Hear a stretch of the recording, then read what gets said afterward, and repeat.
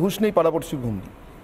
আমার অনেক রকম মনে হলো মমতা বন্দ্যোপাধ্যায় থেকে। তিনি মানুষের গ্যাস পাচ্ছেন কিনা, পয়সায় পাচ্ছেন, এত চিন্তিত। যে মানুষের জন্য চিন্তা করছে তারা কোনো উত্তরই দিচ্ছেন না, বলছেন হতাশা প্রকাশ করে ফেলছেন। নরেন্দ্র মোদী শুধু জিজ্ঞাসা করছেন কেমন আছে।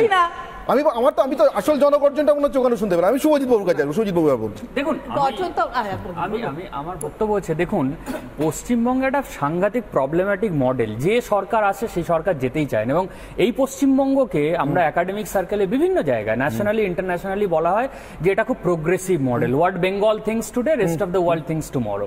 তো আমি অন্যান্য, আপনি চলে যান কেরালাতে, আপনি চলে যান রাজস্থানে, আপনি চলে যান ছত্তিশগড়ে, সেখানে প্রত্যেক 5 বছর অন্তর অন্তর চেঞ্জ হয় সরকার। এবং এখানে দেখুন দীর্ঘ 34 বছর শাসন করেছে লেফট, তারপর এই এক দশকেরও বেশি সময় ধরে এটা এবং চলছে তৃণমূল কংগ্রেসের সরকার। এবং তার ফলে একটা স্পষ্ট রূপ কিন্তু উঠে আসছে যে যিনি শাসক, যারা শাসনভারটা চালাচ্ছেন এবং ডেলিভার করার দায়িত্ব, তারা কোনো না কোনো জায়গায় একটা টায়ার্ডনেস আছে, স্লাগিশনেস আছে এবং আসে, এবং সেটা কিন্তু খুব ভালো করে স্পষ্ট।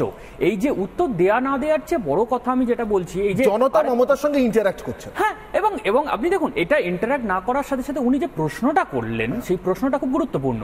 উনি প্রশ্নটা করলেন বিজেপির বিরুদ্ধে, একটা প্রশ্ন যে বিজেপি যে প্রমিসগুলো করছে সেই প্রমিস কি ডেলিভার হচ্ছে।